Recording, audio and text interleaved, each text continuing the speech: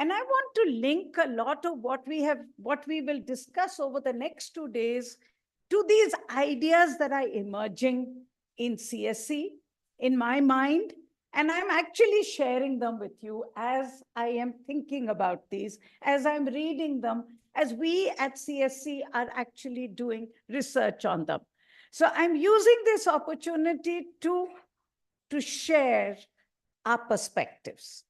So firstly, when I look back at the last year, the SOE or the state of environment, it is a year of polycrisis. Polycrisis is a new word people have come up in English. Multiple crises jaise hoti hai, polycrisis. But it is also in the age of the Anthropocene. That's the big word. It's polycrisis, crises in the world in an age or an era of Anthropocene.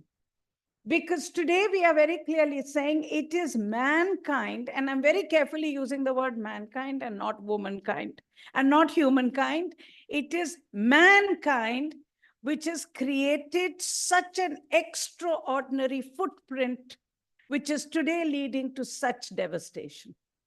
So this era, this epoch is the epoch of the Anthropocene. And that's important. The other thing that is coming out, and you will see it as I talk today, that we cannot talk about India anymore. We have to talk about the global interconnections that exist in our world. Because today they are connected futures, and again, in very polarized societies. It's also, when I look at it, a year in crossroads.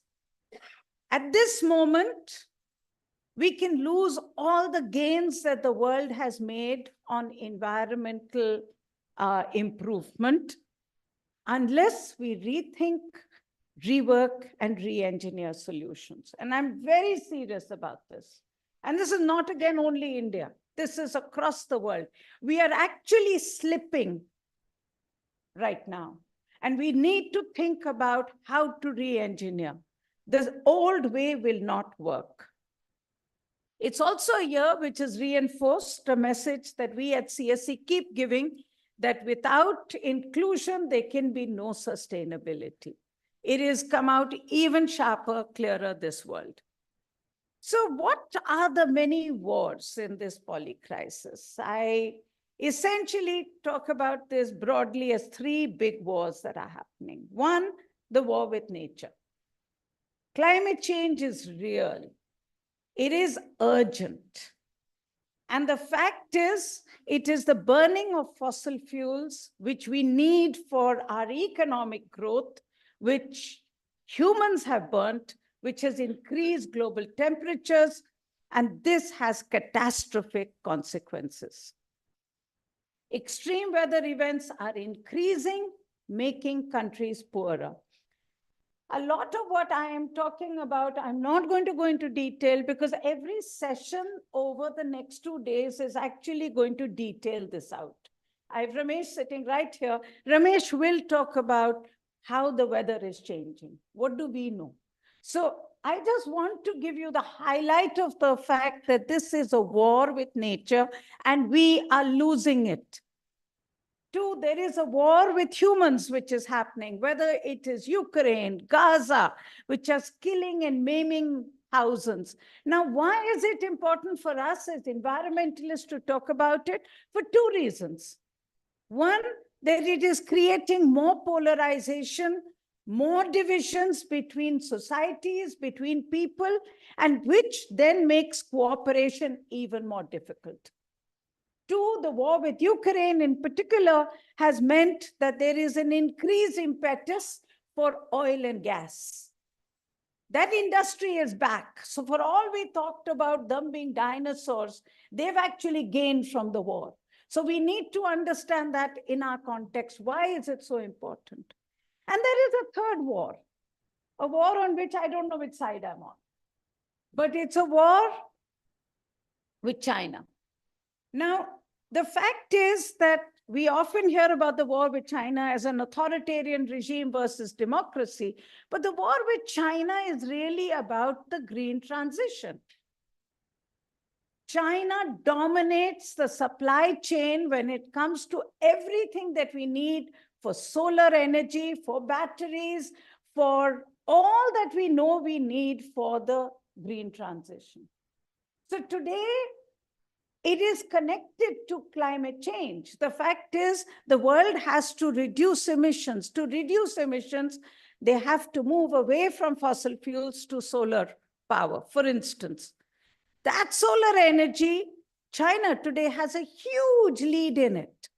When it comes to control of the minerals that are needed for this new economy, they have control over it. So think about it. Many generations ago, we talked about colonization when colonies went out to get minerals that are needed for growth. Today, there is a new world that we are trying to invent, a green world. But that green world, the minerals and the supply chain is controlled by China because they saw it ahead. You can't blame them.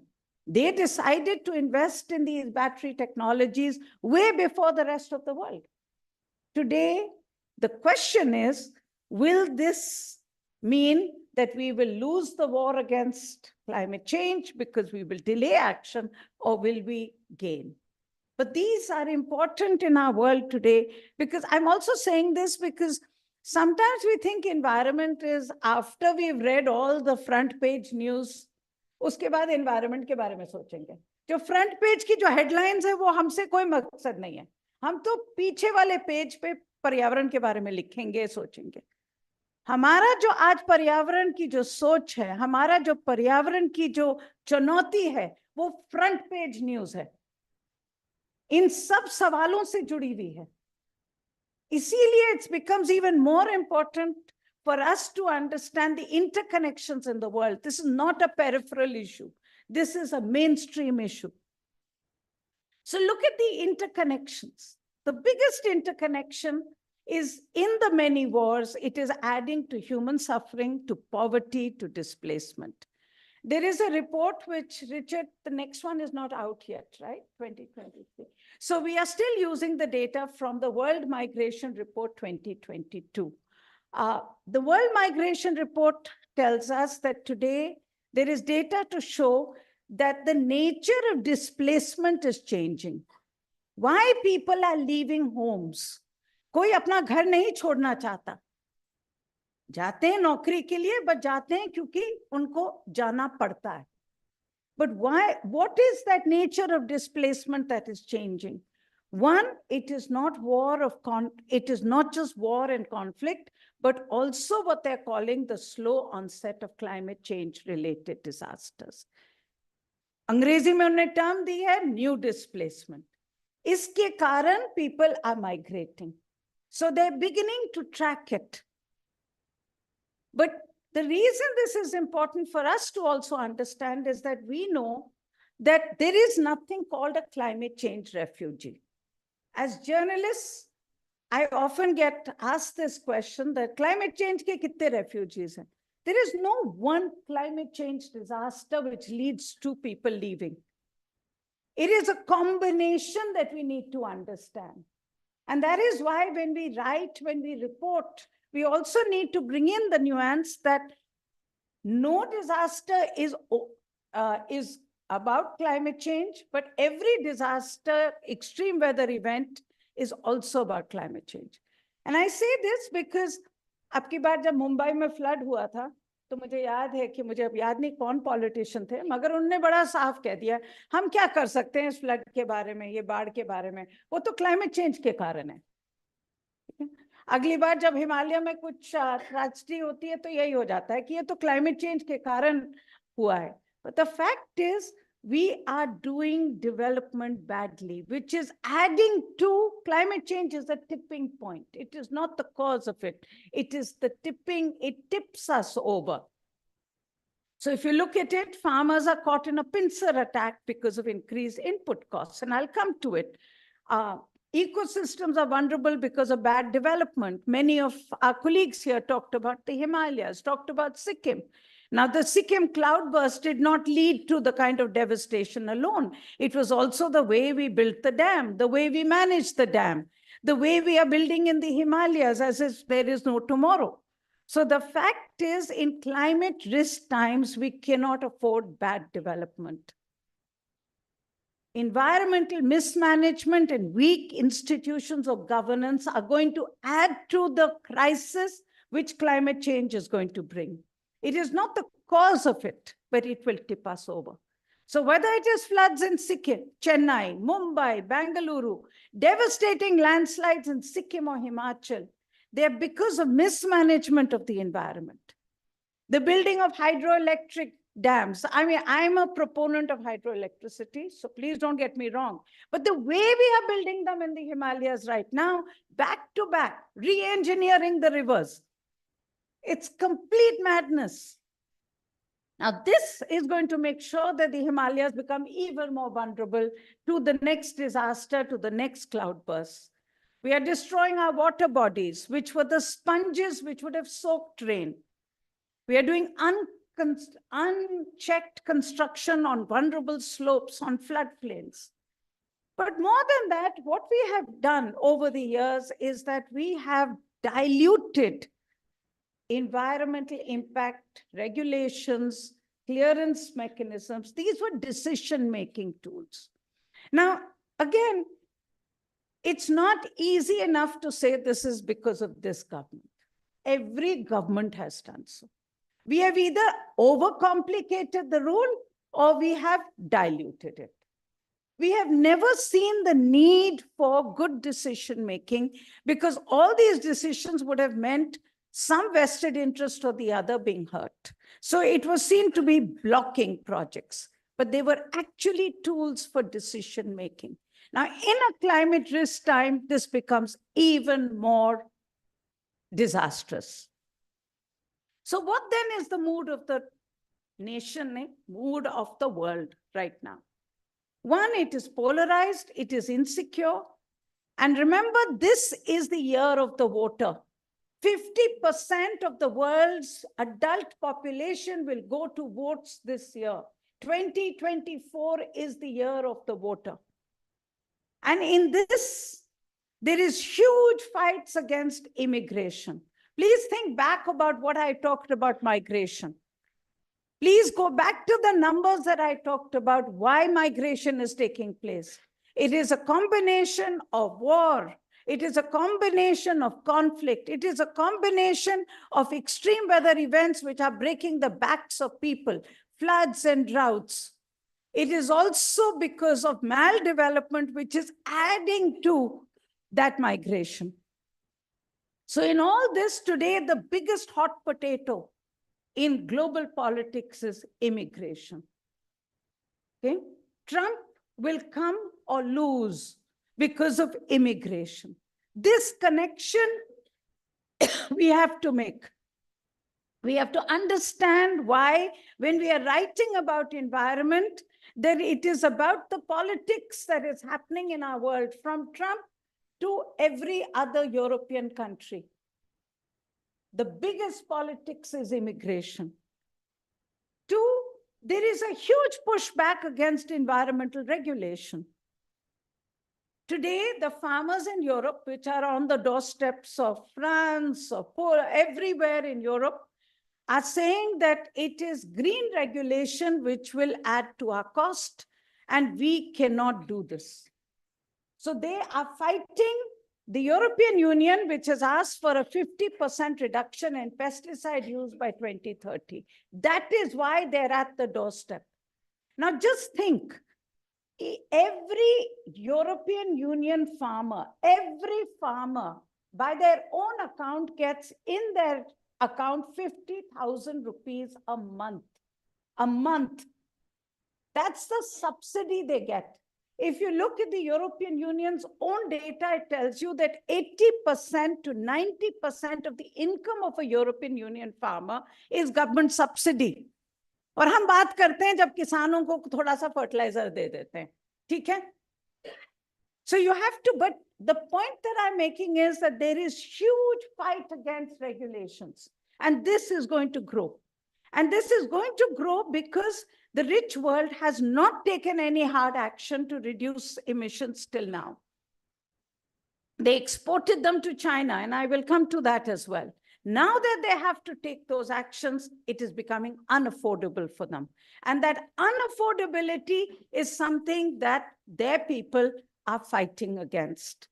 There is also huge movement against fossil fuel.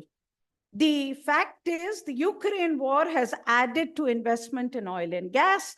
Today, US is the highest producer in the history of oil and gas, highest producer, 13 million barrels a day. And this is when these countries have to drastically reduce their emissions of greenhouse gases. They have a natural debt.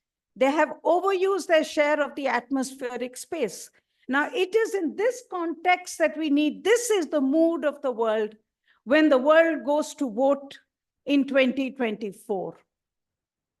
And these are the connections that we have to understand between the unaffordable model, between the model which has led to climate change, between the fact that this is leading to more human distress, which is leading to more and more immigration. So I talked about Nitin being at Rio. In 1992, the world came together at the Rio conference to discuss a framework convention to combat climate change. We call this ecological globalization. In 1990s also, something that we never connected. And in fact, Nitin, I keep thinking about it. You know, we never really connected the two events. So the fights against GAD, Dunkeldraft were all happening. But somehow the implications of what that would do to the Rio Framework Conventions became clear only much later. That in 1990s, the world also brought rules under the WTO, which meeting is happening right now, for free trade. And this is what you could call economic globalization. So you had ecological globalization, essentially saying that what a country does in their own country has an impact on another country. Climate change. So I burn fossil fuels in the US, but it has the ability to create extreme weather events which will drown another country. So I need to make rules, global rules, to bring countries together. That was ecological globalization. Economic globalization being discussed at the same time was that we need to bring countries together so that they can trade. Now, if you look at the trading rules and the trading regime that was built in, it was essentially built in to say that the cost of environment is too high. Environmental regulations, labor regulations are too high in, say, a country like the United States. And so let them go to Bangladesh, let them go to India, where there are no environmental regulations. That was the basis of the free trade agreement that was built in. Now just look at this data. So as a result of it, this free trade agreement, it isn't as if the rich world reduced their emissions. They just exported the manufacturing to another part of the world. Look at China. China joined WTO in 2004. Its emissions of CO2 went from 5% to 21%. Because all the production manufacturing moved to China. तो आपने अपनी emissions नहीं reduce करे, आपने उनको export कर दिया. और export इसलिए किया कि वहां पर कोई regulation है नहीं, पर्यावरण के लिए वहां पर कोई labor rule नहीं है. The cost that you would have to pay, you're not prepared to pay. That was a free trade agreement. And now the story of the future is, and that's the story we have to report now, is they want to reverse it, but can they?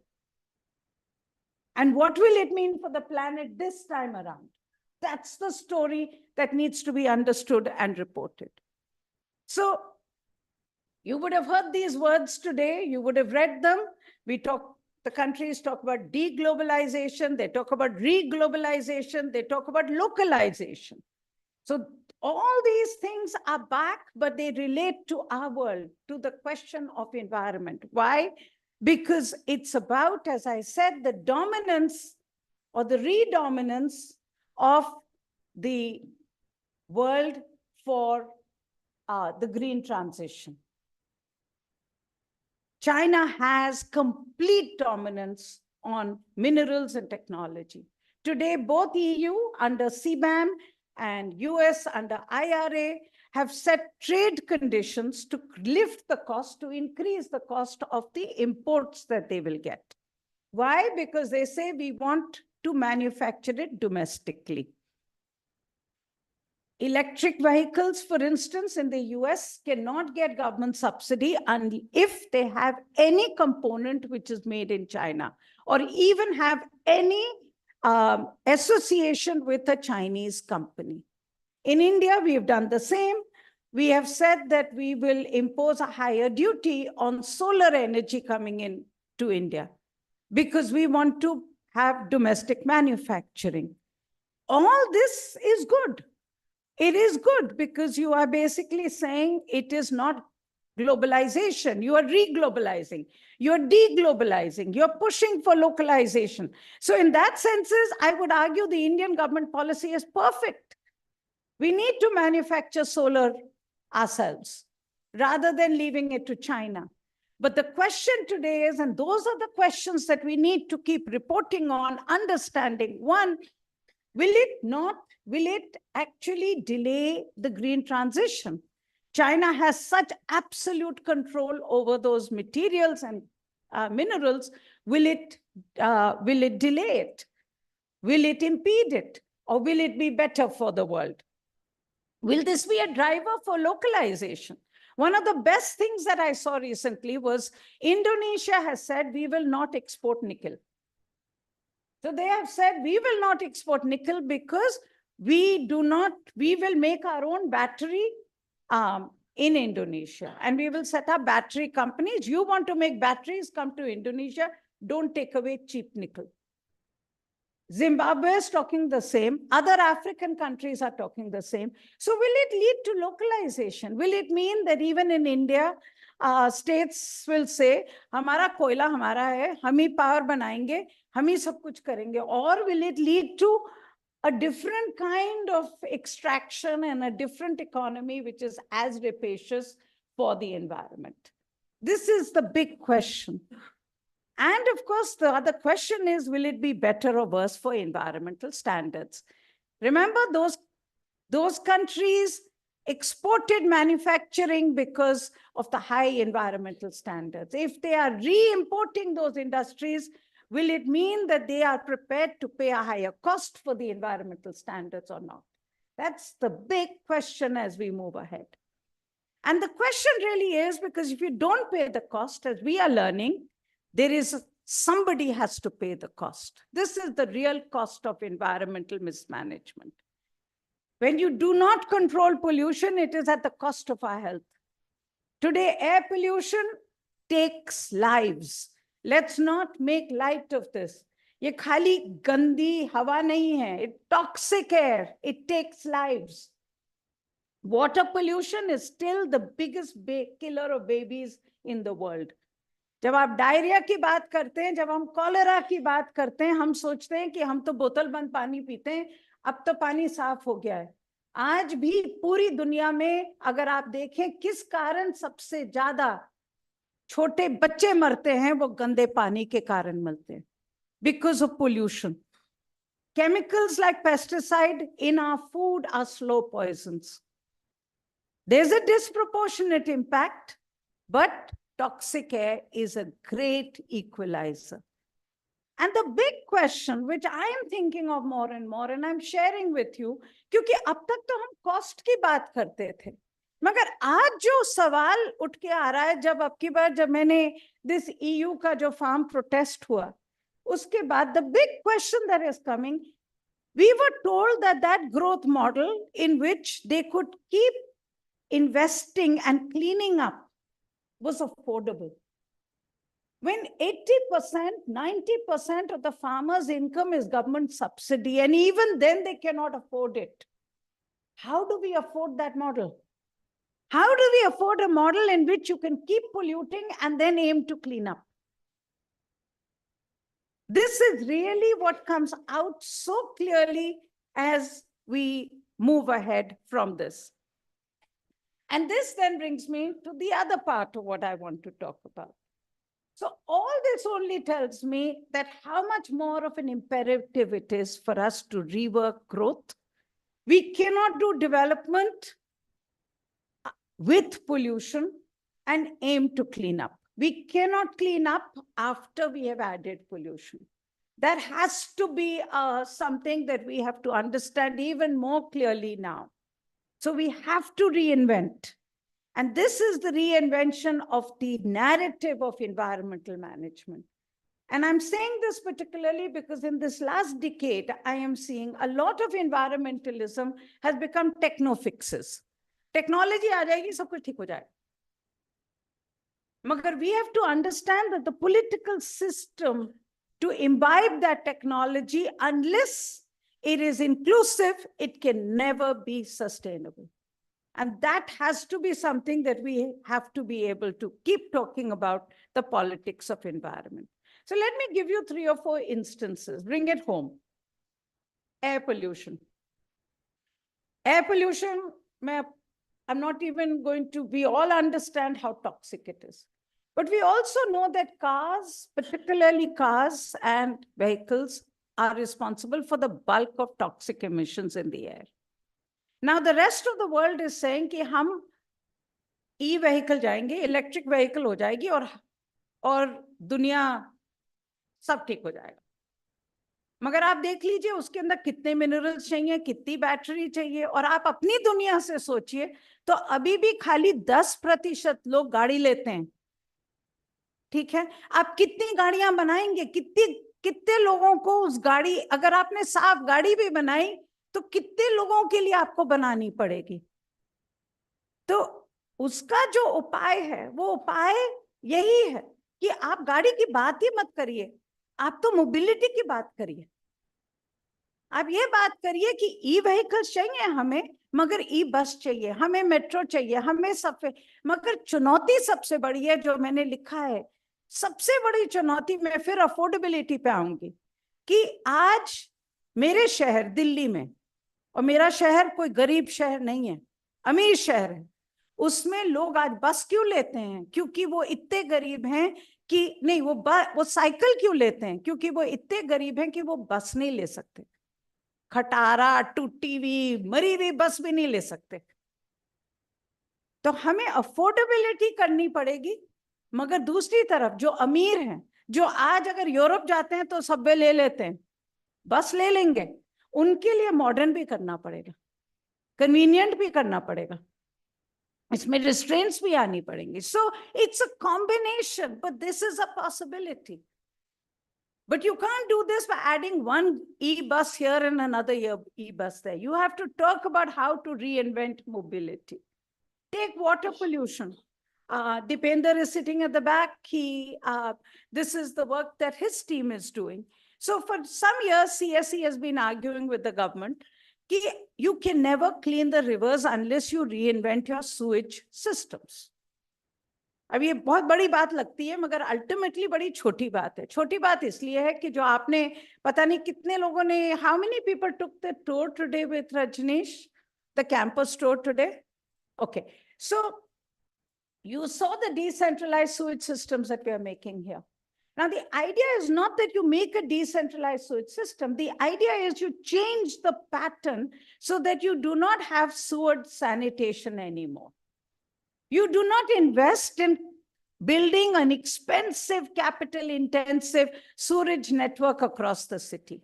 What you do is to say that Sunita Narayan has a house. She eats food. If she eats food, she will excrete. Her excreta today needs to be intercepted. It is already in a septic tank or a tank. Intercept it, take it to the nearest treatment plant. So you essentially use the cell phone example for sewage. क्यों? जब हम लोगों ने CSE शुरू किया था, नितिन, आप उन दिनों प्लानिंग कमीशन से हमें एक चिट्ठी लेनी पड़ी थी कि हमें टेलीफोन लाइंस मिल जाएं. ठीक है, मुझे याद है जयराम थे उन दिनों ओएसडी प्लानिंग कमीशन में, और मैं गई थी उनसे एक चिट्ठी लेने के कि अर्जी भर के कि आप इसको करिए कि हमें टेलीफोन लाइंस मिले। सीएससी में टेलीफोन लाइंस ही नहीं मिलती थी। आज कौन किसको चिंता है कि टेलीफोन की लाइन चाहिए कि नहीं चाहिए, आपके पास सेलफोन है ना। तो आप उसी चीज को, can we not extend further? The fact is, instead of building landlines, we went to the satellite. It's the same thing. Can you not build, have a system in which that sewage is collected, the sewage is taken to a treatment plant, but most importantly, it is reused. Today, we eat food to get nitrogen, we take from the soil. It is in our food, we excrete it back, okay? That nitrogen we treat and then we put it in the river. It gets lost. Then we put chemical fertilizer on the land. So can we not take that same nitrogen which comes out of our excreta, treat it, clean it, but put it back on land? You would have seen it in our campus. But fascinating, and this is where the stories become so fascinating. So the Indian water standards are designed for discharge and water. So we say nitrogen must be zero. Okay? और सही भी बात है, अगर आपने उसको treatment करके आपने डल लेक में डाला या कहीं पर भी किसी भी नदी में डाला, there'll be eutrophication if there's nitrogen in it. But if you were to redesign your Indian standards so that you would say that if it's land-based applications, you can have a higher level of nitrogen in it, higher level of natural fertilizer in it, you could change the whole paradigm. So the good news here is the government of India's program has now moved to this. So the government of India under Mahua has said that we will do non-sewage sanitation, or at least cities have the right to choose non-sewage sanitation. Orissa से काफी लोग हैं. So Orissa में 117 FSTP बने. हर शहर के अंदर आज नॉन सुअर सैनिटेशन हो रहा है. As a government policy, the government has said we will never invest in underground sewage. Our job is to take the sewage, take it for treatment, treat it. Odisha's biggest problem today is how to do reuse. So we've just done a report for the Odisha government on the quality of compost, so that comes out, so that they can be reused. But that's really the power of these ideas. The scaling up that is possible. And Jayanto, the data is showing now in Odisha that the rivers are cleaner. Still polluted for other reasons because of industry, but cleaner from sewage. Take the issue of garbage. हर शहर के अंदर आज अगर आप सोचें तो आपको एक कोई साइन ऑफ एंथ्रोपोसीन चाहिए तो वो प्लास्टिक है और गार्बेज है, ठीक है. और आज तक the entire system of management of garbage was कि we'll have visible cleaning, कोई आएगा कचरा ले जाएगा और लैंडफिल में जाके छोड़ाएगा.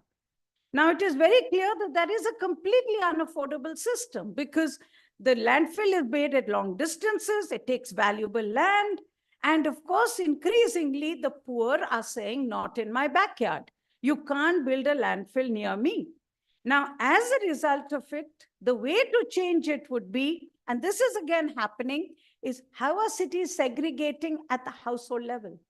Something that you remember, Raju, I came to Panjim and I looked at it. I know the system has gone a bit, but very interesting work. How to segregate at the city level, at the household level, how to process the waste. So the question here becomes, waste is not waste. Waste is actually a resource. Again, the issue is affordability of waste management. The issue of industrial waste, big challenge. Biggest answer today will lie, and this is not being done in other parts of the world, the biggest answer will lie in how much can we reuse the waste of one industry to make it the resource of another.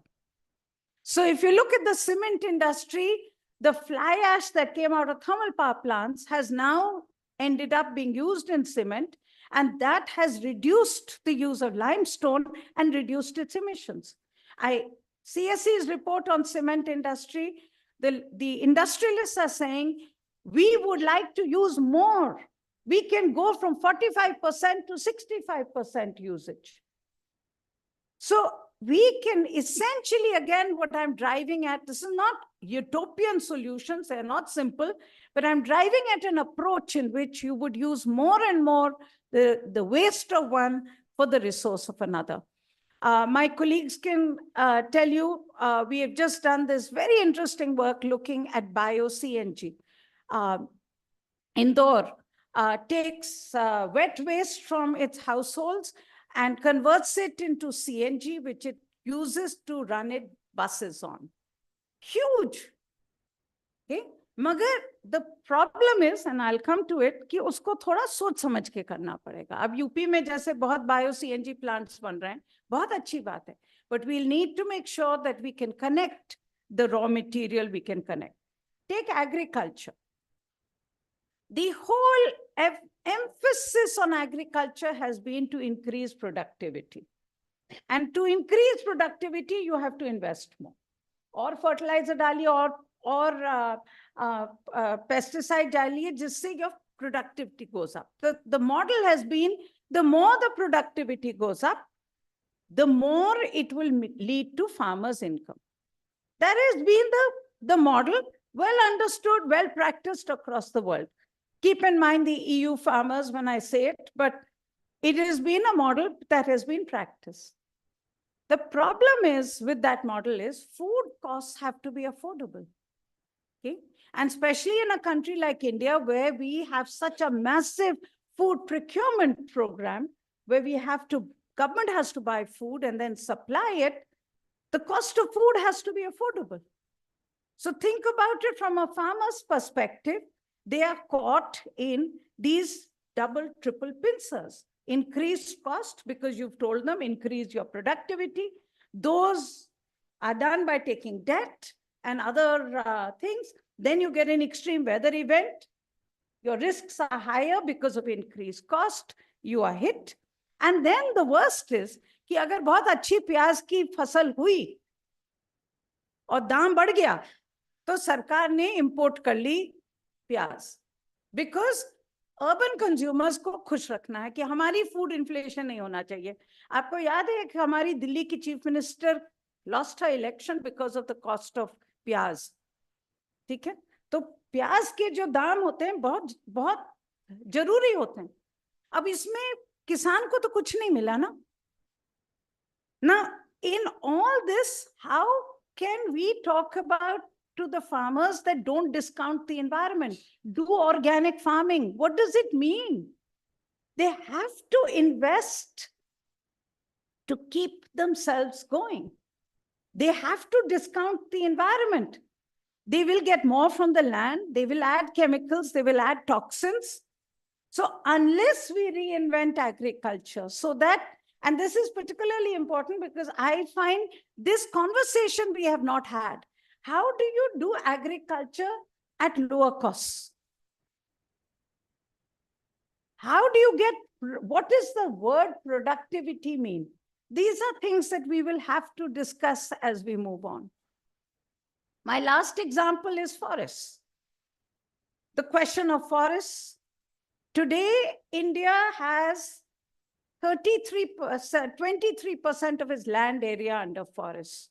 Okay, we have 70 million hectares of land which is under forests. Yet we import all our wood needs. Okay, and that wood comes from countries like Vietnam, from Malaysia, from every other, and from this even the temperate world, which has learned to grow wood and then cut it and then regrow it again. So one of the other models would be, and you will remember जब हम लोग भुवनेश्वर में मिले थे और हम लोग देखने गए थे अमिताभ जी जो कम्युनिटी फॉरेस्ट का काम देखने गए थे, तो सवाल यही था कि क्या आप अपने जंगल को ग्रो कर सकते हैं जिससे आप काटें और फिर लगाएं. और उसके अंदर the whole role of communities becomes so critical in what you would call a wood-based economy. The same issue would be in terms of conservation. Ravi will talk about it. The whole question about conservation, which is happening on the backs of the poorest in India today. Today, we are talking about protecting the tiger, protecting the cheetah, protecting even a wild boar in Kerala. But it is happening at the cost of local people who live in the tiger's habitat. They get nothing out of it. I remember when I was asked to chair the Tiger Task Force by Dr. Manmohan Singh, the one thing that I presented to him was a map of India. And I said, look at the map of India. Where are the richest forests of India? Where is it that you get your water from? Where is it that you get your minerals from? They're all together, the richest resources of India. Now put on it where the poorest people of India live, and they match. Okay? So the poorest people live in our richest lands. And this is something because of we have not found a model in which we don't extract and destroy. हम एक ही तरीका जानते हैं, उसको निकालो और पूरी जमीन को खत्म कर दो. हम ये नहीं जानते कि how to use the land for productive gains, making sure that communities benefit and yet reinvesting back. The very last point is all this will require scale and urgency. So the reason I've given you this is to explain the headwinds against the environmental movement, not just in India and the world, but also the fact that those headwinds tell us that it's even more important for us to rethink how we do environment. And in this, the biggest issue is going to be scale and urgency. But scale and urgency will require tough decisions. And I just want to give you one example that single-use plastics, आप इसके बारे में सुनेंगे. अच्छी बात है कि कुछ बैन हुआ, मगर कुछ बैन नहीं हुआ. जो रियल बैन करना था वो हमने किया नहीं. मल्टी लेयर्ड प्लास्टिक, जो आपके ये गुटखा के जो आपके सैशेज आते हैं, मल्टी लेयर्ड, क्योंकि मल्टी लेयर्ड प्लास्टिक कभी रिसाइकल हो ही नहीं सकता. So that doesn't get done. So we will, if we are talking about this new model, you will have to talk about scale and some tough decisions. Optics will not work. But the bottom line is to rethink environmental management and strengthen institutions of regulation. Only then. So finally, Richard ने मुझे याद दिलाया कि आज decade है. आज का दिन हमारे लिए बहुत important है. Today is our 10th year of the annual SOE. So it's a decade of annual SOEs. And I can only promise you that we will stay in this journey together. But for us, the next decade has to be also for rethinking action, for tracking and reporting changes on the ground, and most importantly, keeping our duty to hope alive. Thank you very much.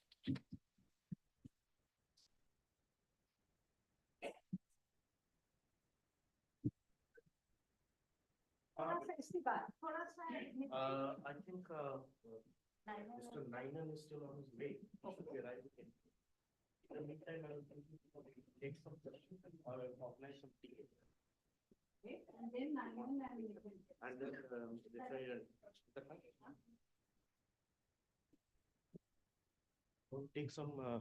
take some questions.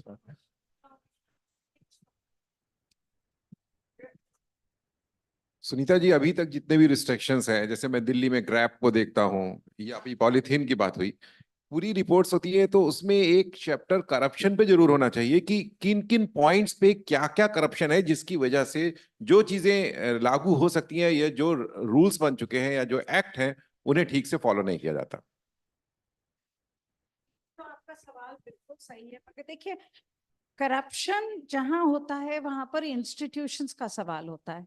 ठीक है, मेरा एक problem corruption जो term है उसमें है कि जब जहां पर्यावरण की बात आती है तो आपको डेटरेंस बढ़ाना पड़ेगा. आज क्यों लोग कूड़ा फेंकते हैं, क्यों सेग्रीगेट नहीं करते? क्योंकि हमारे यहाँ कोई ऐसा सिस्टम नहीं है कि अगर आपने सेग्रीगेट नहीं किया तो आपके ऊपर फाइन लगेगा. ठीक है, क्यों आप फैक्ट्री चलाते हैं जहां पर आपने कोयला इस्तेमाल किया, जो दिल्ली और एरिया में सारा बैन है, क्योंकि आप जानते हैं कि आप किसी को पैसा दे सकते हैं। मगर सुधीर, तो रिवर्स इसका जो है वो है कि जब हम डेटरेंस की बात करते हैं, हम कहते हैं कि इसके ऊपर फाइन ज्यादा लगाओ, तो सरकार कहती है कि करप्शन तो हो जाएगा इसके कारण, तो आप फाइन मत लगाइए। तो करप्शन जो तुम कह रहे हो, उसकी जो सबसे बड़ी जो प्रॉब्लम है वो है कि आज आप कुछ डेटरेंस जो आपको कंप्लायंस के लिए चाहिए, कि आप किसी के ऊपर डंडा मारें, डंडा के साथ आपको फाइन लगाना पड़ता है, आपको कहना पड़ता है कि इससे आपका नुकसान होगा, वो आप कर नहीं सकते क्योंकि करप्शन बढ़ जाएगा। आप देखिए किस अब, मगर सवाल यह है कि दिल्ली के अंदर पहले ट्रैफिक के फाइन्स बहुत कम थे और आज तो बहुत बढ़ गए। क्या फर्क पड़ा है वो एक सवाल है, मगर क्या करप्शन बढ़ा है कि क्या रूल्स बढ़े? सो आपकी बात बिल्कुल सही है। Corruption is at the core of a lot of the problems that we face today, but that is also related to the health of our institutions. Yes, हाँ अरिंदम, हाँ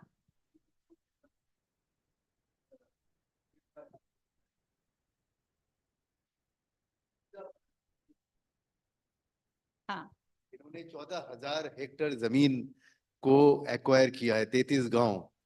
तो क्या इसका लॉन्ग टर्म एनवायरमेंटली क्या इसका पिटफॉल्स रहेंगे? थोड़ा आपका क्या मानना है? एकदम समझ के बोलना पड़ेगा इसके बारे में। मैं क्या ऐसे जवाब दे सकती हूँ? अगर जमीन एक्वायर करी है, अगर वो खराब जमीन थी तो क्या उसका बढ़ेगा? अगर कल्टीवेबल लैंड था, अगर कल्टिवेबल लैंड था तो कॉम्पनसेशन दिया कि नहीं दिया?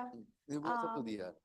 नहीं, तो ये सब चीजें देखिए, इतना कोई सिंपलिस्टिक भी नहीं है, तो इसीलिए I am not following into that कि देखिए सरकार ने देखिए ये इतनी जमीन एक्वायर कर ली, ये तो हाई तौबा मच जाएगी। इतना सिंपल भी नहीं है। सवाल यह है कि उस जमीन से क्या निकल रहा था। कोई एग्रीकल्चर अगर हम करते हैं, क्या उस उन लोगों की लाइवलीहुड वहां से बन रही थी कि नहीं बन रही थी? वो क्या छोड़ के जा रहे थे? क्या इंडस्ट्री जो आएगी उसके ऊपर कुछ कानून होगा कि वो पोल्यूट नहीं करें? बुंदेलखंड में पानी की बहुत किल्लत है, तो क्या पानी की जरूरत बढ़ेगी? मगर एक बात सही है कि जब आप किसान पानी इस्तेमाल करता है तो उसको अंग्रेजी में कहा जाता है कि वर्चुअल वाटर ट्रांसफर। क्योंकि अगर किसान ने खेती के लिए पानी इस्तेमाल किया तो वो आपने अपने खाना जब आप खाएंगे तो आपने उस पानी को, वो ट्रांसपोर्ट हो गया पानी। मगर अगर इंडस्ट्री पानी इस्तेमाल करता है तो इंडस्ट्री का जो पानी है वो साफ भी हो सकता है, 80% तो निकलता है। तो मुझे लगता है कुछ ये चीजें कॉम्प्लिकेटेड हैं अब, और जब हम लोग रिपोर्ट करें, लिखें, तो ये सिंपलिस्टिक जो चीजें हैं इनसे हट के थोड़ा समझ के लिखना पड़ेगा। Sunita ji, Hi, Nainan. Sorry, no, it was the morning because he got here less than 2 hours from Defense Colony. So it just, no, nothing you and I can do. That traffic is a nightmare. So what we have decided is we'll take a few questions. I just finished speaking. We'll have a quick tea and then, or we can go ahead now and one, I think we have moved it a bit. Okay, so we have a little time. But I think 1 or 2 questions फिर मैं हूँ 2 दिन, मैं 3 दिन हूँ यहाँ पर। हाँ प्लीज। बस एक छोटा सा सवाल ये था कि रिसेंटली जो वाटर को पॉल्यूटेड करने वाली जो इंडस्ट्रियल यूनिट्स होती हैं उसको लेकर एमपी में एक नया उन्होंने एक नया ऑर्डर रिलीज किया है। वो ये कहा है कि पहले ये सारे मैटर सब जुडिशियस होते थे, ऑनरेबल कोर्ट में जाते थे। अब उन्होंने ये सारी अथॉरिटीज जो है, कोर्ट की जो अथॉरिटीज है, वो उन्होंने ऑफिशियल्स को दे दी है कि एमपीपीसीबी के लोग इसको देख पाएंगे। और उनका उसके पीछे का लॉजिक ये है कि ये सारे जो मैटर, जो छोटे छोटे मैटर्स होते हैं, इंडस्ट्रियल ग्रोथ में काफी अड़चन लाते हैं और उसकी वजह से ये चीजें जल्दी सॉर्ट आउट हो जाएंगी। लेकिन ये क्या जो पॉल्यूशन को लेकर जो प्रोसेस होती है, ये तो उसके ठीक एंटी हो जाएगा ना? सो आपने देखा होगा, मैंने बात करी थी कि आप डाइल्यूट कर रहे हैं इन्वायरमेंटल क्लियरेंसेस। आज ईज ऑफ डूइंग बिजनेस एक बहुत बड़ा वर्ड बन गया है, मगर ये भी सोचिए आप कि जब वो environmental conditions लागू थी तो क्या environment साफ था? वो institutions को काम करने दिया जाता था क्या? क्या वो वहां पर करप्शन नहीं था? हमने जो, मैं बार बार यही सोचती हूँ कि जो आज जो चुनौती है कि आपको पर्यावरण, अगर जैसे जलवायु परिवर्तन के कारण आपको बहुत कुछ और करना पड़ेगा, मगर इसके अंदर जो आपने इंस्टीट्यूशंस 20 साल पहले बनाई, उन इंस्टीट्यूशंस के अंदर तो दम ही नहीं था। अब आपको उनको भी रीइन्वेंट करना पड़ेगा। तो ये जब मैं ये स्टोरी पढ़ती हूँ ऑलवेज कि इन्वायरमेंटल क्लियरेंसेस, डाइल्यूशन, कि सरकार ने ईज ऑफ डूइंग बिजनेस के लिए, अभी हरियाणा आप देखिए, हरियाणा के अंदर ये कहा गया है कि no pollution control official, sorry I will go back to English, I know a lot of people who, so no pollution control official can go to a factory more than once in 3 years. You can't inspect more than once in 3 years. That is the ease of doing business here. Okay.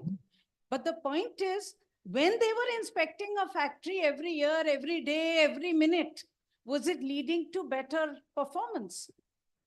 So I think it's important for us to now, as we need to understand these questions and demand that we do need regulations, we need institutions, but वही जो पुरानी है उनसे नहीं चलेगा।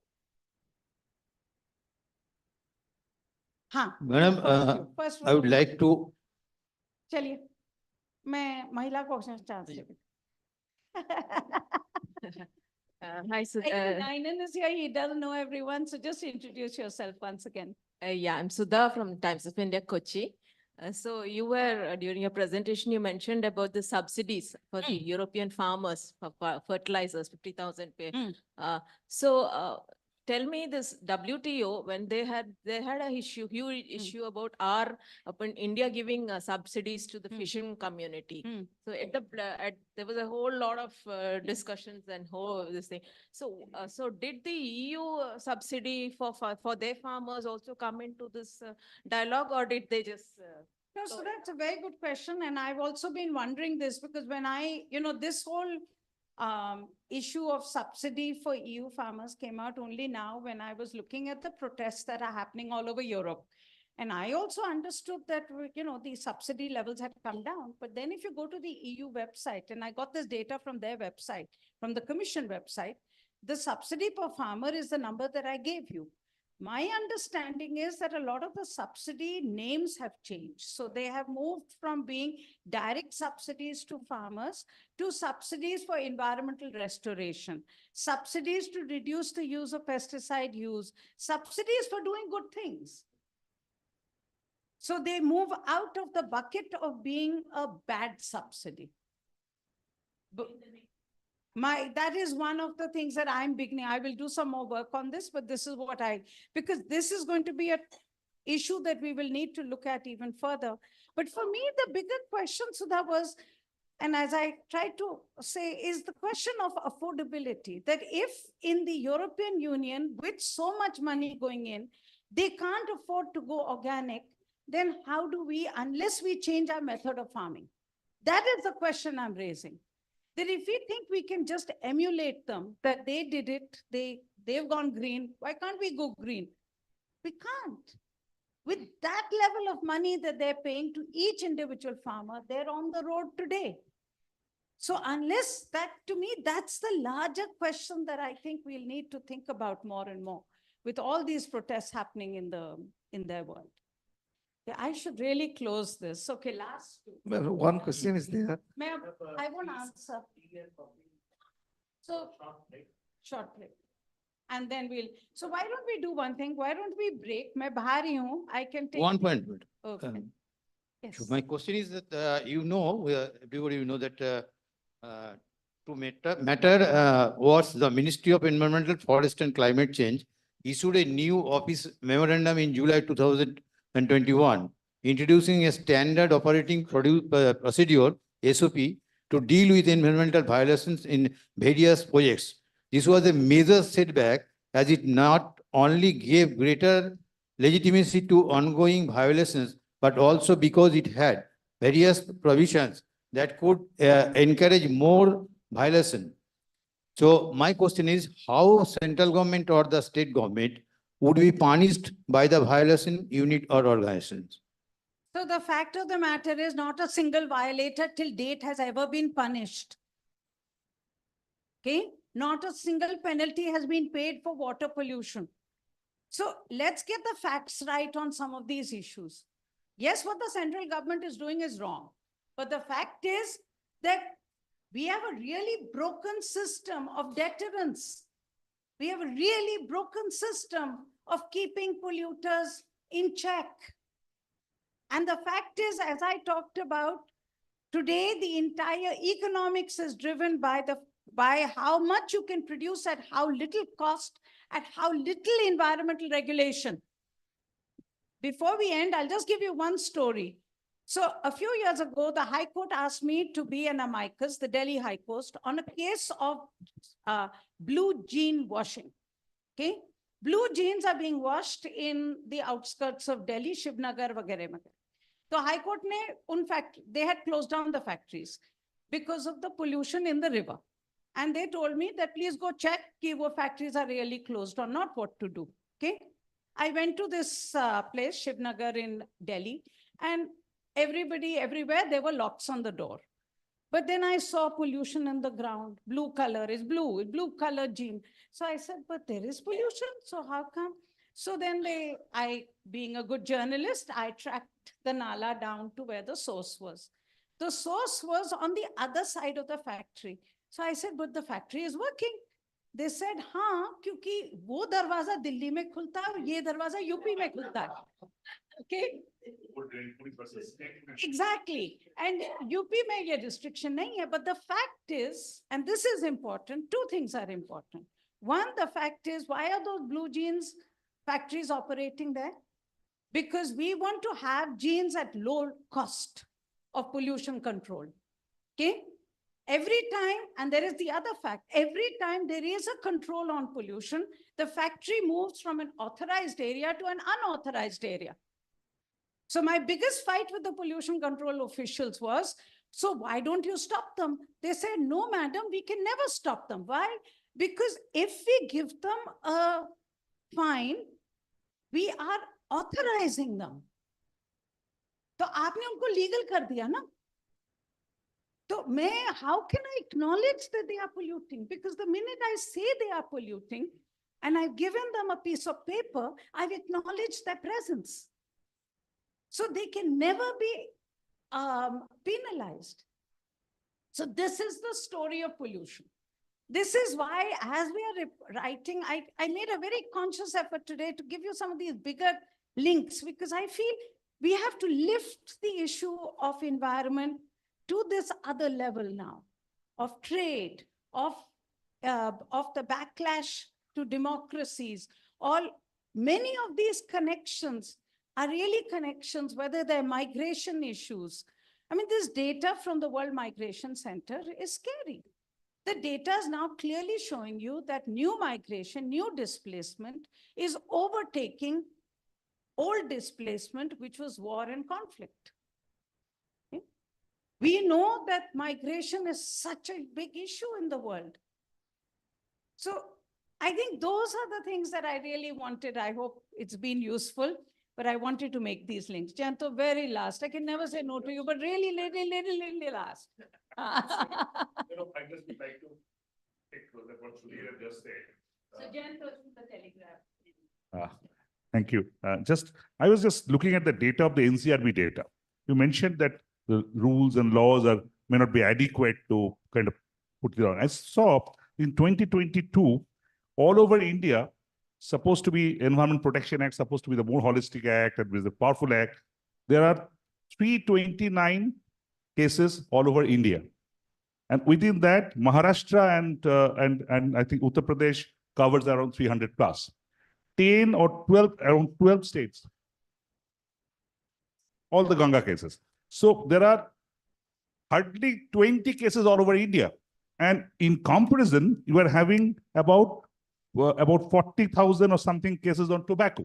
So always this low-hanging things, because when they're giving the overall data in the parliament, they're saying 52,000 cases. But out of that 52,000, 45,000 are from the tobacco cases, that smoking in the public places, and 320 cases are from the Environment Protection Act. So that sums up the kind of mindset. Did somebody go to jail? Did somebody get fined? Even if they got fined, did they pay the fine? We tried to track a story a few years ago, remember, Richard, on how much of the NGT fines had actually been paid. So fine to laga dete hain, 20 crore de dijiye, ye 100 crore de dijiye. How much has been paid? No data. No data. Yeah.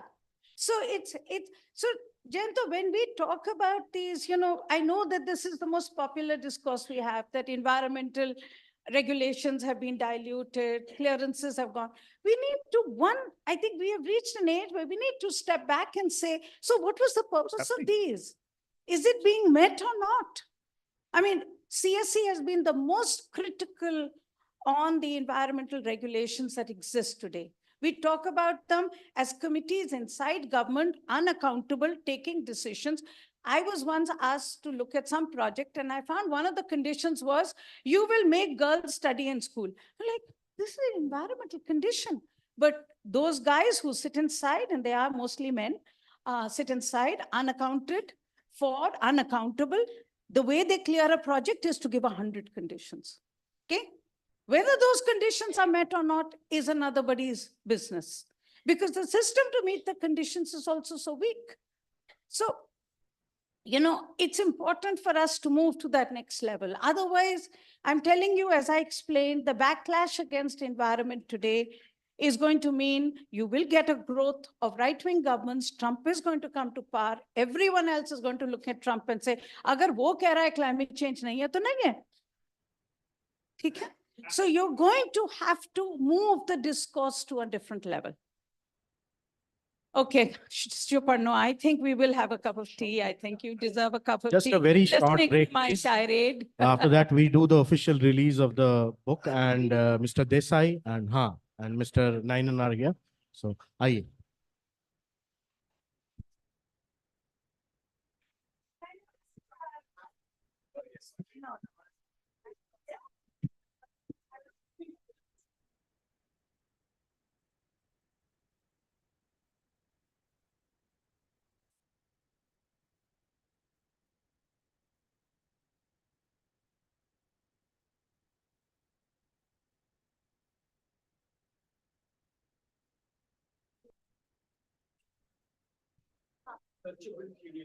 Yes, yes.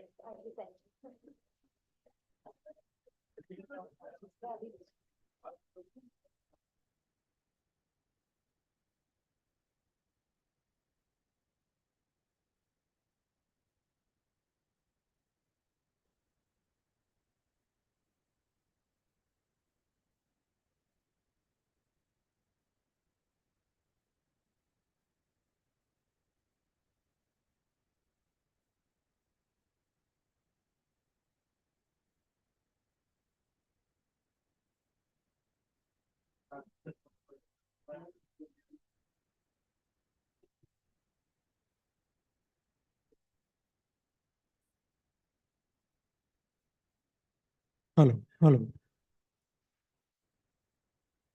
Hello, check, check. Hello. Hello, hello. Hello, check. Hello, hello, hello.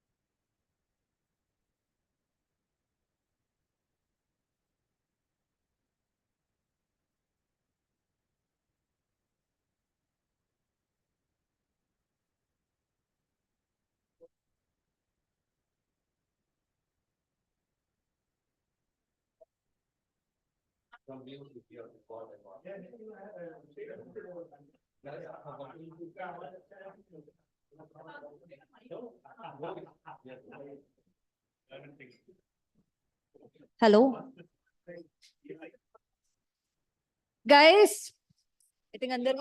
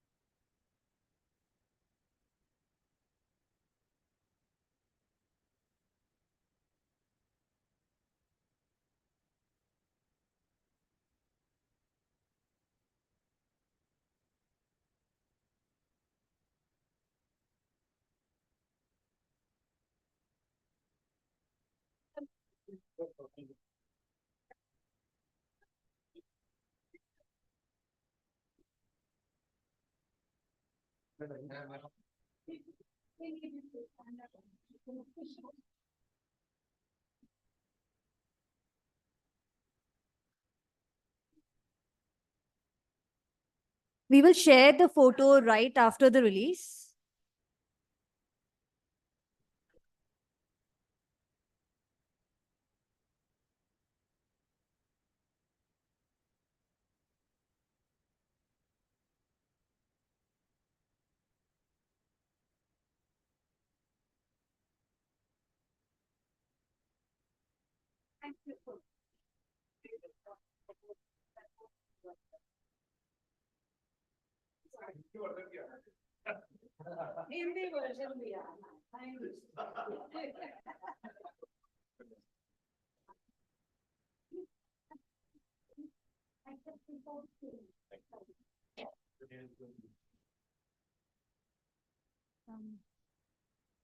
I will start with.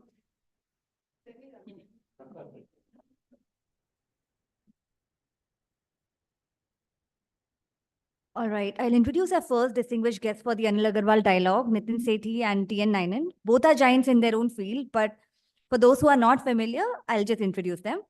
Nitin Sethi is an eminent Indian economist. Sorry, I'm so sorry. Nitin Desai is an eminent Indian economist and international civil servant, served as the UN Under-Secretary General for Economic and Social Affairs. He also held various prestigious positions in the Indian government, including Chief Economic Advisor to the Prime Minister and member of the Planning Commission. Sir, thank you so much for joining us. TN Nainin boasts a remarkable career in journalism, leading esteemed publications like Business Standard, Economic Times, and Business World. His contributions extend beyond journalism, as he has held leadership roles in media and environmental organization, making a significant impact on the industry. Thank you so much. So we'll start with you, sir. Nitin Desai, sir.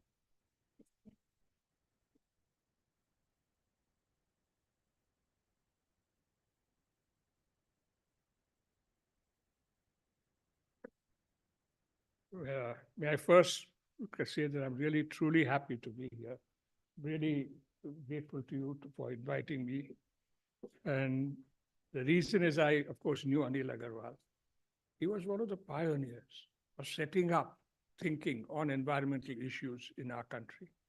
And at that time, I was working in the Planning Commission, and we had a fair amount of contact with him. He was a person who brought into this process science also. And but he was also an activist. And as you know, CSC is a very activist organization. You just heard her talking. And that's certainly, her talk was very much an activist talk on things we should do to get things implemented, not just give a right and say, do this and sit back. So I'd say that it was truly a pleasure for me to be here with Anil. And there's one thing which struck me after I was listening to her. And I remember a time when Anil had come, I think it was in New York, when I was in the UN. And I remember him saying one thing.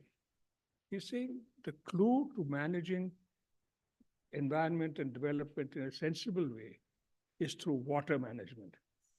And he argued that case as to why, if you could get your water management right, you'd be forced to get everything else right also. And I remember his argument, and in many ways, when she was talking, I was thinking of that. That really, if the reason the water management is not getting done is because we're not connecting it with that. There are other reasons why, for instance, the fact that we really do not have a governance system properly for water resources anywhere.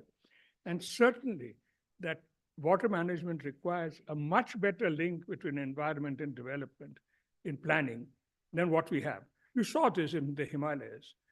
The floods that you got in Uttarakhand were essentially because the development planning of hydropower, etc., had not taken the environmental challenges of the Himalayas into account. So in many ways, I was really impressed that Anil's thought on seeing water as the integrating device still survives and works in CSO, and I hope CSO will continue to pursue that because it's still missing in our country. But I'm not a person who's worked at the ground level. I've been a person who's working at the opposite level. So let me just focus on that. I've read the report, The State of India's Environment, and it's a truly impressive report. It's a report which is not just about India's environment, at least in two major studies here, climate change and biodiversity.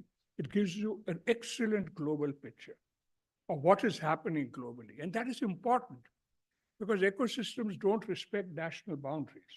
And particularly when you come to something like climate, it's a waste of time if you just focus on one country.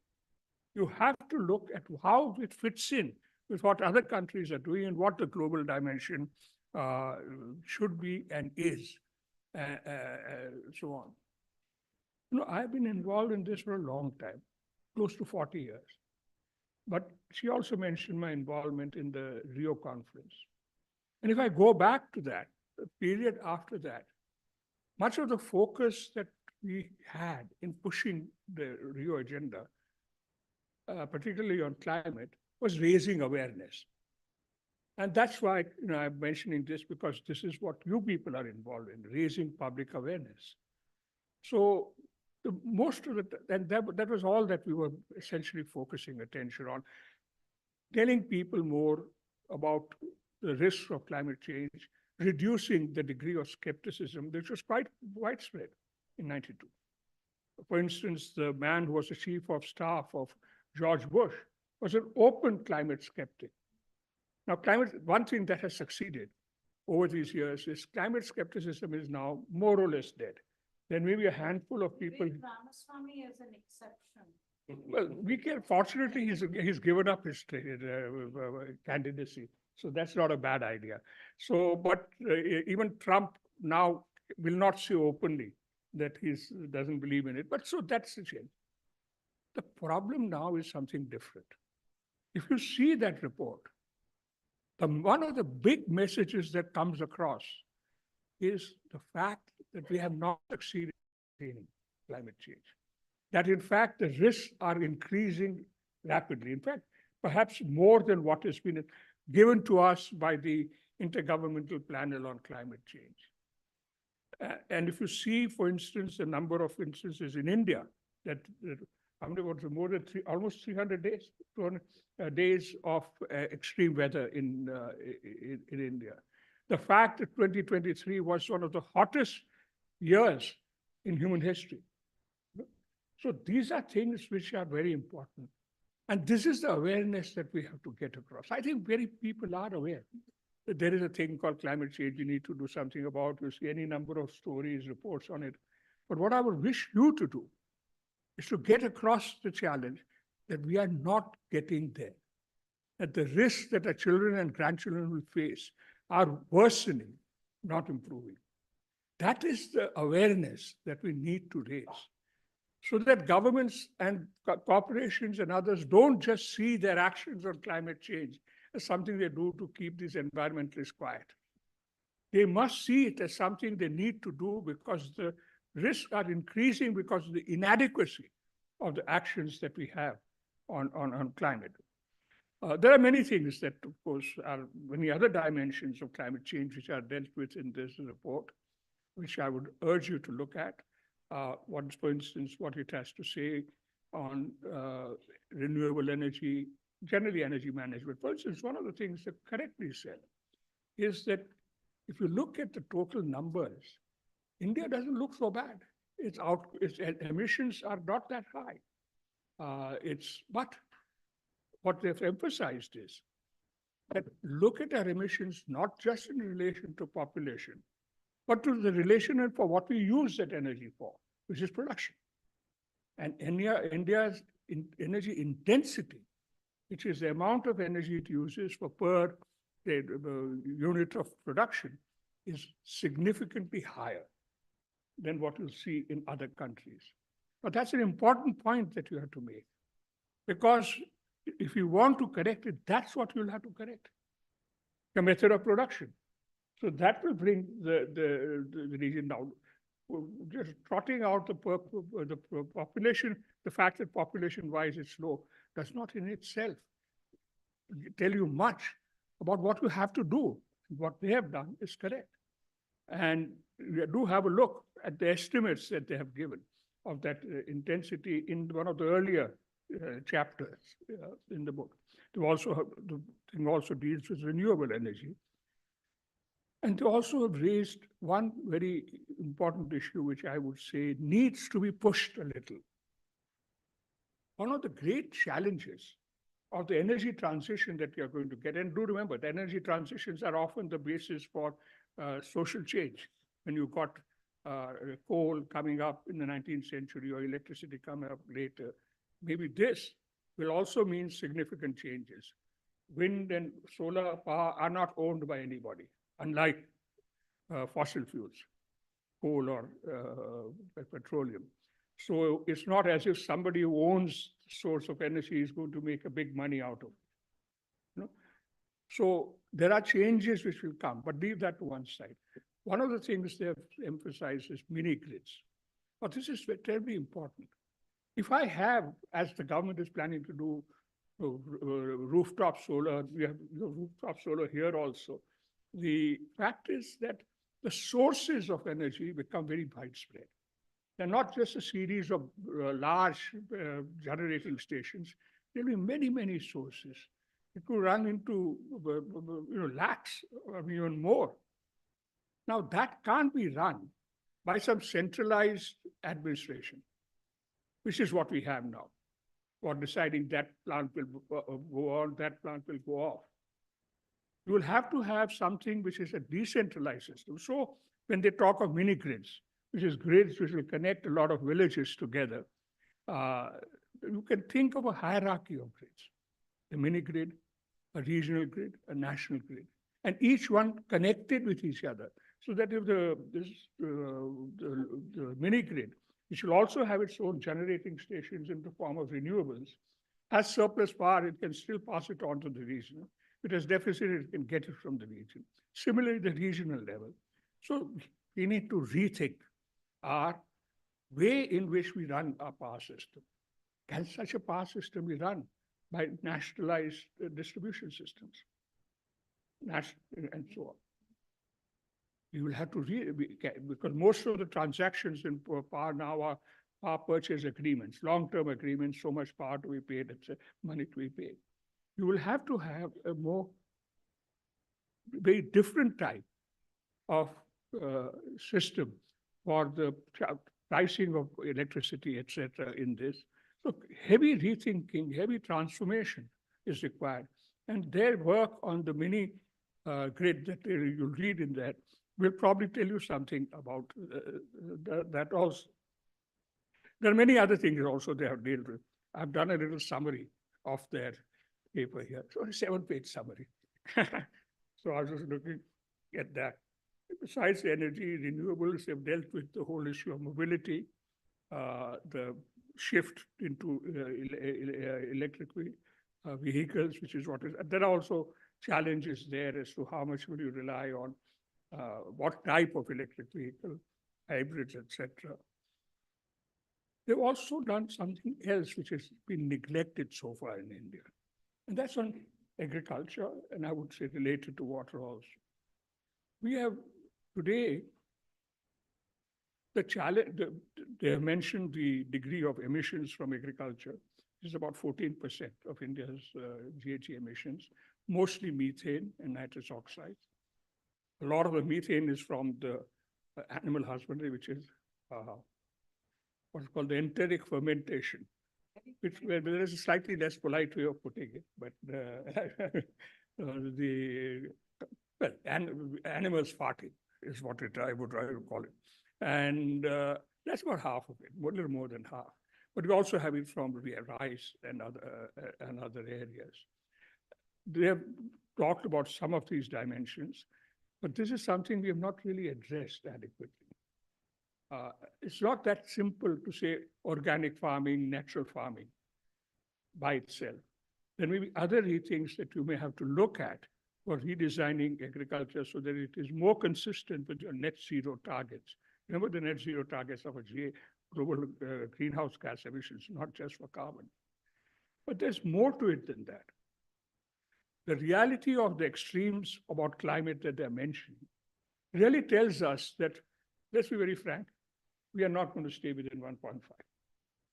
Even right now, the projection it takes you over 2. You know, maybe that will, with a little pressure, we will be able to bring it down. But the chances are that the prospects of climate change that the country is going to face is going to be significantly worse than what you would have gotten had we stayed within 1.5. In fact, 1.5 was this year in November. No, sorry, 23 November already. So in this situation, your challenge in agriculture is not just mitigation of emissions. It's also how will agriculture cope with the changes. The degree of productivity reduction that you're likely to get from all of the projections that have been made globally is quite high. So one of your challenges is not just how do I get the carbon emissions of agriculture down to suitable levels. It is really how do I build resilience and adaptation in agriculture? What do I need to do so that they can cope with higher temperatures? What do I need to do if they can cope with more uncertainties about water availability? And then there'll be huge differences. There'll be differences between the western part of India and the eastern part of India. And you're probably going to see changes also in a climate, in a monsoon. Already this year, they've carried a story in this about how the monsoon this year has behaved very strangely, where you've had heavy rain in the northwestern areas, which are not high rain areas. You remember the floods in Himachal Pradesh, the floods in Gujarat, and low rainfall in what were the rice-producing eastern part of the country. This is something that they have dealt with. Maybe it's just something which happened in 2023, but it's also possible that there's a deeper factor connected with the Himalayas, which is responsible for this. And I'm happy that you will be having a very important session on this, and you have somebody from Wadia here, and I hope that some move will be made on that. So the resilience adaptation is should be as important a part of our thinking on climate issues as mitigation is, particularly when you get into the area of agriculture. They've also, in this, they have very good work on the urban side. I've found one interesting one where you talked in terms of getting low emission areas in a city. You mentioned the low emission restriction in London, etc. It would not be a bad idea. At least then you can find a place to walk in the center of the city. But there are other areas that they picked up on the urban side, for instance, greening of urban areas. They mentioned the lowest level, minimum, this is 9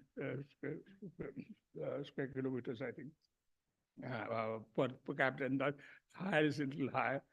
How do you do that?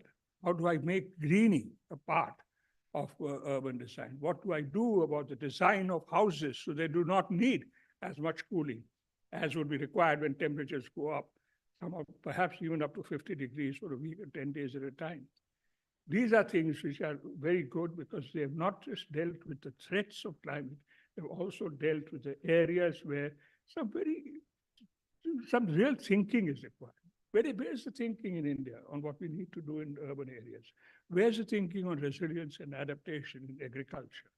So these are the things that we have to do. They have a wonderful thing on forests also. One final point I really would like to make. In many ways, we tend to think of what we need to do in order to get people at the level of decision-making, whether it is in government, whether it's in corporations, whether it's in financial institutions or whatever, to integrate these concerns into their decisions about investment, production, et cetera, et cetera. But I think it's equally important to ask ourselves, what is it that I can do? What is it I need to do to get people at the ground level concerned and worried about this? And there you can't just talk of climate change. You have to connect it with what worries people today, like air pollution may worry them today. But it may be connected, what we need to do there with addressing climate issues. And there are many other challenges. That we have a biodiversity program. We're not doing too badly on that. But how do I convince people there that biodiversity is very important? I'll give you an example. I happen to be connected with an institution called Foundation for Ecological Security, which works in about 45,000 villages in India. And I visited some of those villages where our work was in restoring local forests. But that is what our work was, and we were doing the local forest. But when I went there and talked to the people living in that village, all of them gave their assessment in terms of what was the impact on water. You know, ये पानी मार्च तक आ रहा था, अभी जून तक आ रहा है. Their assessment was not the wonderful things about having plantations recovered, etc., but the impact it had on water.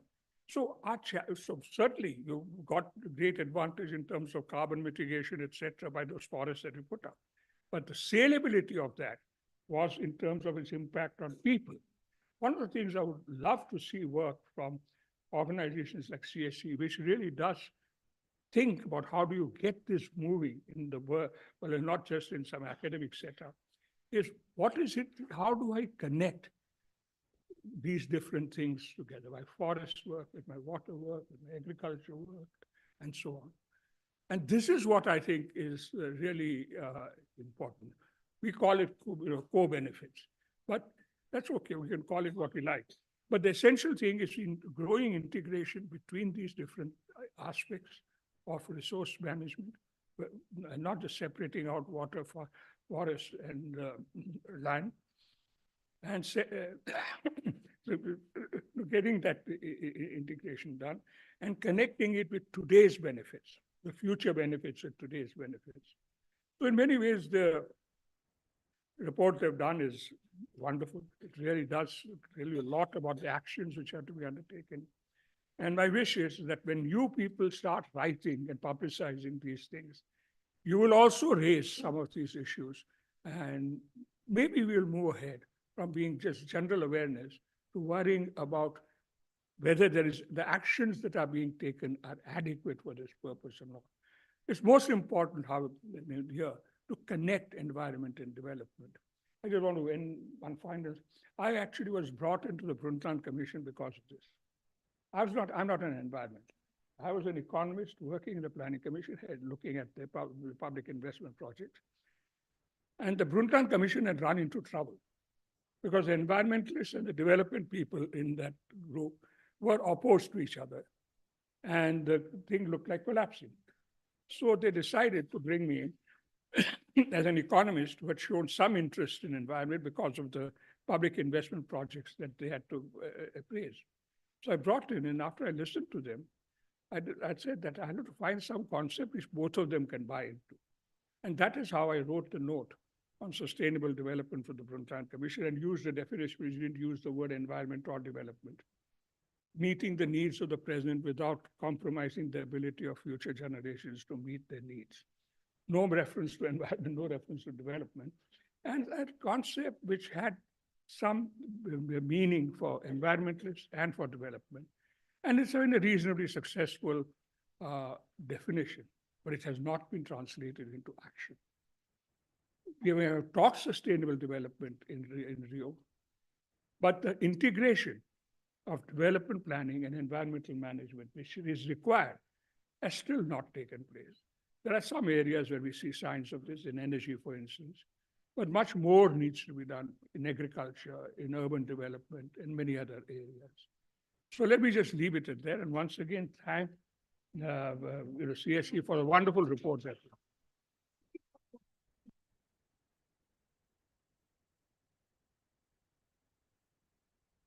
Now I invite TN Anil.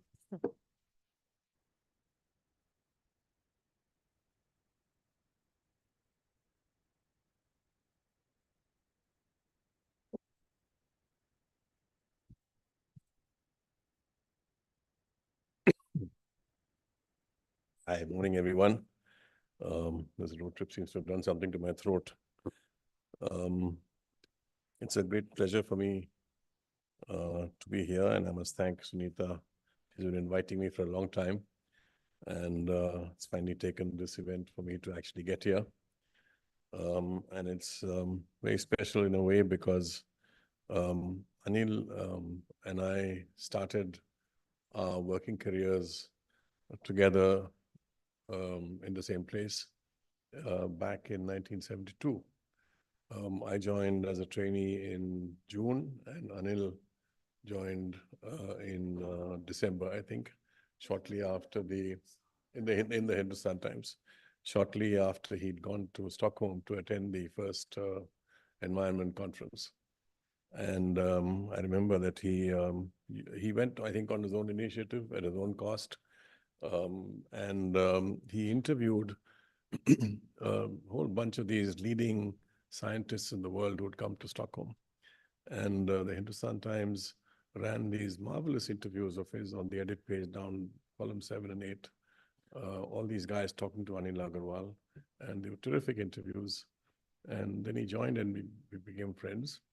And I learned such an enormous amount from him. It was a great privilege to know him. And if he'd been around and he'd come to see what Sunita has created over here, which is quite extraordinary, he would really have been very pleased. The first State of the Environment report, I don't know if you know the history of this, is that, I mean, he set up CSE in 1980 or 81, and he had the privilege of being one of the original signatories to the society when it was created. And the first SOE came out when Rajiv was Prime Minister. And Anil didn't know Rajiv, and Rajiv didn't know Anil. But somewhere along the way, and Rajiv was interested in the environment, he created the Environment Ministry. And somewhere along the way, Rajiv came across this report, which is path-breaking in so many ways. And so he wanted to meet Anil. And then he said, you know, you have to make a presentation on this report to the whole cabinet. So he invited Anil, and Anil made a presentation to the whole cabinet. And then he said, I want you to make this presentation to all the MPs. So every ministry must organize one, the consultative committee members, and he must make presentations to everybody. So now this is a hell of a job because there's so many ministries. But Anil took it on, and what he said was interesting was that if the MPs knew that the Prime Minister was going to attend, they would all be there. And if they knew that the Prime Minister was not going to be there, they weren't interested. So it told you so much about our parliamentarians and their actual interest in environmental issues. And it's great to see this report and the whole tradition continuing. And just one more word about Anil before I get on to some other issues, which is that he was extraordinary in how much ahead of his time he really was, and how much he picked on the core issues very early on. He picked up on water. He picked up on waste and human waste. He picked up on the key insight that environment was not about Project Tiger and trees that you admired in a park. It was about protecting the livelihoods of the poor, because the impact of environmental degradation primarily hit the poor people. They were the most vulnerable. And so whether it was the Chipko movement up in the Himalayas in the Agarwals, or looking at what happened to traditional water harvesting systems in desert places like Rajasthan, he was constantly involved in the core issues that mattered then and mattered even more today. He was intellectually stimulating. I remember a lecture he gave putting forward the idea of the gross nature product. And that is an idea that even now is not fully accepted, but people have at least started working on it in terms of incorporating natural capital into GDP calculations, because in the same way that you depreciate financial capital or physical capital or machinery, you also depreciate nature capital. And at some point, you have to calculate what is happening to your nature wealth when you're calculating GDP. So there's this Cambridge economist who's done work on how you don't look at GDP, but you look at wealth and include nature wealth in that. So Anil was talking about this back then. He talked about carbon trading as an idea that is now mainstream. So he was just intellectually creative, stimulating. He saw the core issues, and really he was ahead of his time and quite an extraordinary individual. And it was always a privilege for me to know Anil, to learn from him, to borrow books from his collection of books at home and educate myself, and then to see Sunita taking this forward in the extraordinary way that she has the last 2 decades since Anil passed on. So, Sunita, thank you and hats off to you. I now want to turn to of course, I also want to mention the initiatives like the 5 Leaves initiative, which looked at industry, the campaigns that he ran on air pollution in Delhi and the role of automobiles, and which led to the Supreme Court getting into action and the whole activist thing that involved. And then, of course, subsequently you had the whole pesticide issue and so many other issues where CSE's taken the battle forward. So, so having acknowledged all of that, what I want to say just now is, from my own experience of business journalism over half a century, and to look at the relationship between research and mainstream media with the specialist media in between. Because if I look back at the kind of economic journalists who were there in the mainstream press, and I started life in the Hindustan Times, it's extraordinary how much progress there has been in the quality of reporting and analysis that today's journalists are able to do. And it's not particularly because today's journalists, I think they are brighter and they're more intelligent, and they're more educated, better qualified than the journalists of half a century ago, and that's natural. But it's also that there is an ecosystem that back then you had 2 financial dailies being published from Mumbai and nowhere else. Tiny readership focused on the stock market.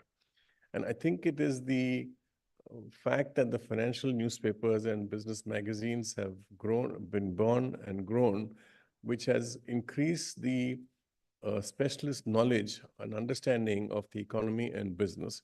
And that has seeped into the mainstream press in the same way. And then because we had hardly any think tanks in those days, but you've got a whole plethora of think tanks now that exist. The research being done, and there are economists working in them. Those economists write in the press, both the specialist press and the mainstream press. So you get an ecosystem that's working. Each feeds off the other, and overall knowledge and understanding improves. And really what when you have an event like this and people have come from across the country and are interested in taking the environmental issues forward in their work, this really is part of that ecosystem that we need on environmental issues that CSE done original research work. The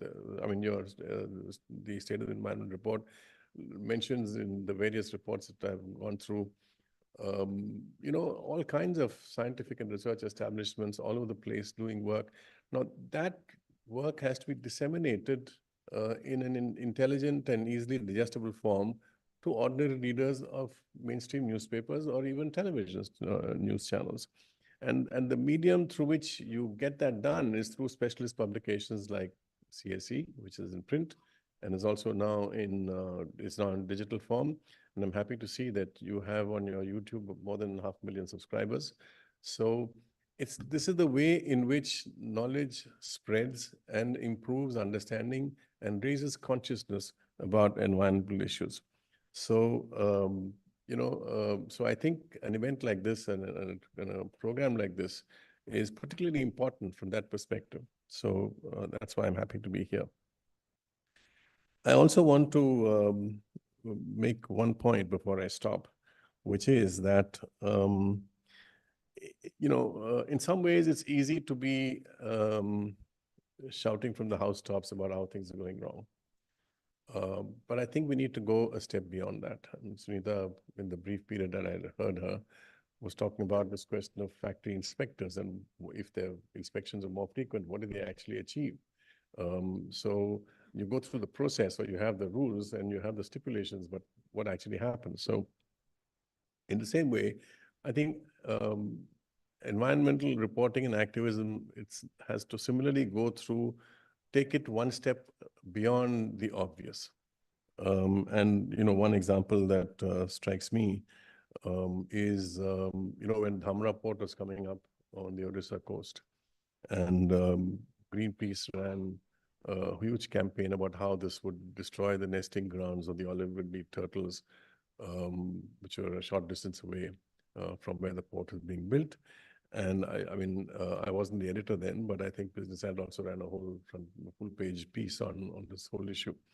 And it got drummed up into quite a lot of things. And then everybody dropped it. And my complaint to the activists who were involved in this was that you guys never went back to see what happened. The port is functioning. Adani bought the port. He's doubled its capacity. What's happened to the turtles?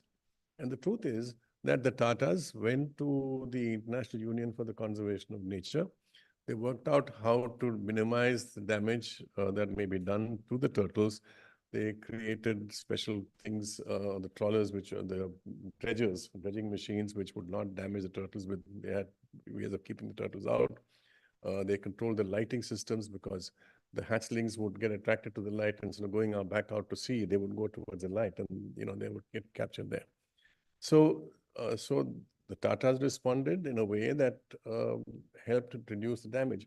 So I think it is important, but instead of dropping the issue, people should have taken it one step forward and seen finally what happened. So a lot of issues like that, which get raised and then protests erupt, and then we just drop the issue. We don't look at what went beyond that. So, with those few words, I would like to once again thank Sunita for inviting me here. It's nice to be able to see all of you here, and to wish you all the best for this training program. Thank you very much.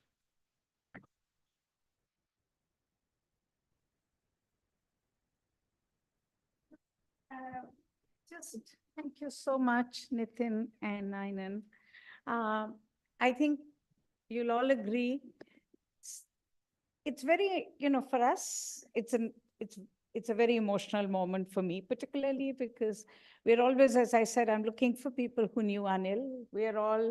Richard worked with Anil, Shuparno worked with Anil. I mean, the thing in CSE is that we're kind of sort of left behinds of Anil. Okay, so we know how mad he was, and we also know with what ideas he pushed us. And I think for the community here, it's very important because the community, as you said, Nainan, is a community of writers, journalists. But how do you infuse and how do you make sure that that makes the change? And to make the change, we have to be drivers of not just understanding what's happening, but also being able to provide the big picture honestly and factually with analysis. So these are the two people who really have done that in this country. So I think we should give them a really big hand.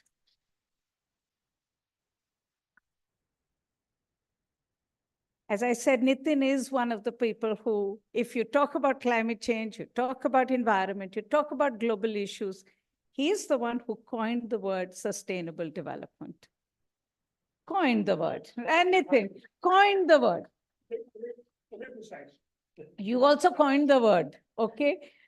And Nainan is someone who was also the chair of Down to Earth for many years, and he has really helped us to keep straight and to make sure that as we practice journalism, that journalism remains rigorous and factual and straight. And I think for all of us, that's why